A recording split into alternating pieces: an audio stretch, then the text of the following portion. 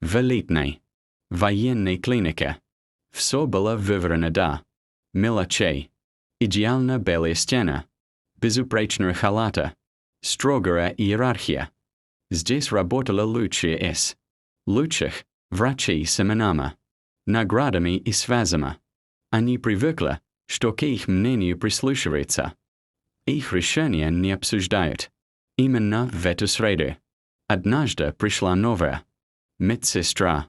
Ее звали Анна. Молодая, тихая, немного застенчивая. Без громкой фамилии. Без рекомендаций от генералов. Без нужных людей. Она не умела громко говорить. И никогда не пыталась привлекать к себе внимание. Для многих она сразу стала невидимой, а для некоторых — удобной мишенью для насмешек.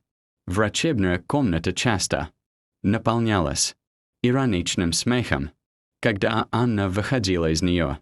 Кто-то язвительно комментировал ее аккуратность, кто-то — скромность, кто-то просто смотрел свысока. Никто. Так они между собой ее называли, даже не пытаясь скрываться. Анна слышала, но молчала.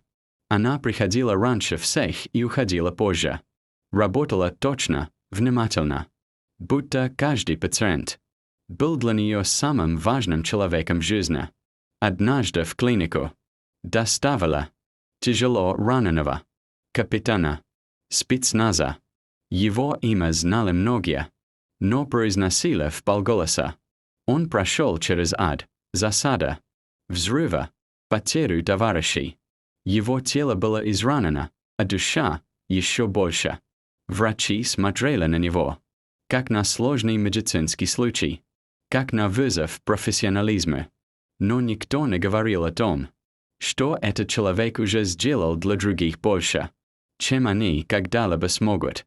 Когда встал вопрос, кто будет ухаживать за капитаном, никто из опытных медсестер не выразил особого энтузиазма.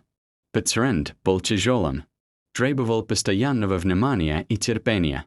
Тогда кто-то из врачей, усмехнувшись, предложил, пусть новенькая попробует. Все равно долго не выдержит. Смех снова прокатился по комнате. Анна просто кивнула. Для нее это была не проверка и не наказание. Это была работа. И человек, которому нужна помощь. Первые дни капитан почти не разговаривал.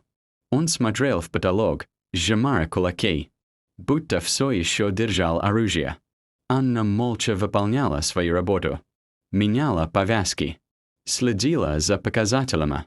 Помогала ему садиться. Она никогда не задавала лишних вопросов и никогда не смотрела с жалостью. В ее движениях было спокойствие и уважение. Со временем капитан начал замечать это. Он видел, как она задерживается у его койки чуть дольше, проверяя, удобно ли ему, как тихо поправляет одеяло, как не пугается его резких движений и ночных кошмаров. Она не боялась его боли и не пыталась ее обесценить. Однажды он спросил, «Почему вы здесь?» Анна немного смутилась, но ответила честно, «Потому что здесь нужны люди, которым больно». Больше он ничего не спросил. Врачи продолжали наблюдать за пациентом, обсуждали его состояние, делали прогнозы. Они не замечали, как постепенно меняется его взгляд, как в нем появляется сосредоточенность и внутренняя собранность. Они видели цифры, снимки, анализы. Анна видела человека. Настал день, когда капитану разрешили встать. Это должно было быть короткое и осторожное движение под контролем врачей. Они собрались в палате, уверенные, важные, готовые в любой момент остановить процесс и сказать свое веское слово. Анна подошла к капитану, как делала это всегда, спокойно, без суеты. Она помогла ему опустить ноги на пол. Он тяжело дышал. Каждое движение давалось с усилием. В палате было тихо, слишком тихо. Капитан медленно поднялся. Его тело дрожало, но он стоял. Он посмотрел не на врачей и не на аппаратуру. Он посмотрел на Анну. В этом взгляде было все: боль, память, благодарность и что-то еще. Гораздо глубже.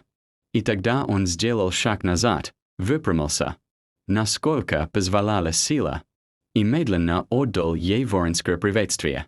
Время будто остановилось. Анна растиралась.